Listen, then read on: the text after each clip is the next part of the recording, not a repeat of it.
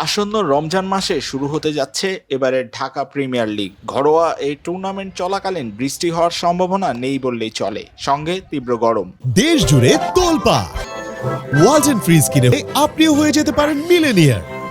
BPL এর এবারে আসরে তাই প্রস্তুতি হিসেবে প্রায় প্রতি দলের ক্রিকেটাররা কঠোর অনুশীলনে ব্যস্ত। Abahani, Mohammedan, Rupganj Tigers, Gazi group cricketers দলের প্লেয়াররা নিজেদেরকে মানিয়ে নিতে প্র্যাকটিসে ঘাম জড়িয়েছেন। বুধবার দ্বিতীয় দিনের মতো আবাহনী দলের প্র্যাকটিস সেশনে দীর্ঘ সময় নেটে ব্যাটিং করেন মোহাম্মদ মিঠুন এবং মোসাদ্দেক হোসেন সৈকতরা। আরেকদিকে রাকিবুল হাসানরা ঘাম ঝরিয়ে ফিল্ডিং প্র্যাকটিসে ছিলেন বেশ সক্রিয়। দুপুরের প্র্যাকটিস সেশনে অংশগ্রহণ করে টিম মোহামেডান। আগামী ৩ মার্চ থেকে শুরু হবে ডিপিএল। আবাহনী দলে থাকা জাতীয় দলের অধিনায়ক নাজমুল হোসেন শান্ত ও নাহিদ রানারাও দলে যোগ দেবেন চ্যাম্পিয়ন্স ট্রফি থেকে ফেরার পরই।